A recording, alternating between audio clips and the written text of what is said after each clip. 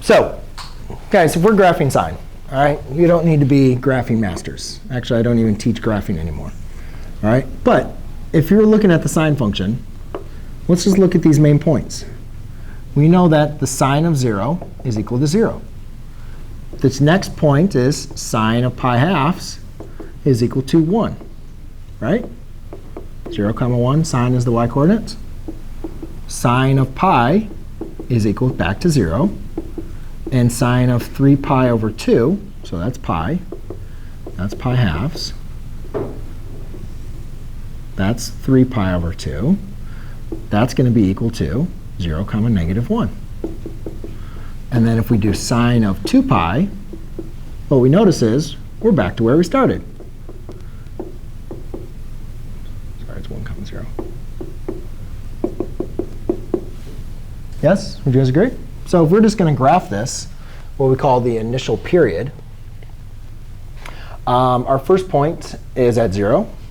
The next point is at pi halves. That goes up to 1. Next point is at pi, which is at 0. Next point is at negative 1, which is at 3 pi halves, down here. And then the next point here is 2 pi, which is back at 0. And so at least going from here, you guys can see that, oh, it's their intercept, max, intercept, min, intercept. And then again, if we're just going to keep on going around the unit circle between 0 and 4 pi, then we just know the graph is just going to continue, right? Correct? Now, sometimes when you're saying, well, what are these values? Well, sometimes it's easier to think about this in terms of halves. So that's pi halves, 2 halves, 3 halves. So then this is really be 4 halves. So that's 5 halves, 6 halves, 7 halves, 8 halves. And then you could obviously reduce the 8 halves like to whole numbers like once you get to it. But as far as counting purposes, sometimes it's easier just to write them as halves. So let's again just continue. So then this one's going to be a max, thing, min, max. OK, is it now pretty obvious where max and mins occur? Or what the max and min values are? Do they go any higher than 1? No, so we know that that is an absolute max, right? Does it go any lower than the negative 1? No, we know it's an absolute min. Do we have a closed interval? Yes. Is the graph continuous?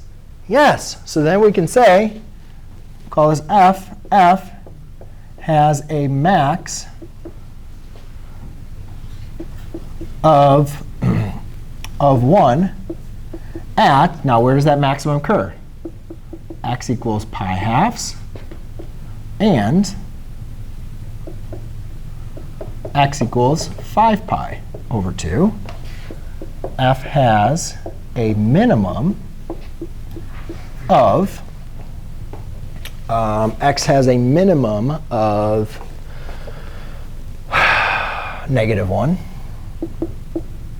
at x equals 3 pi over 2 and x equals 7 pi over 2.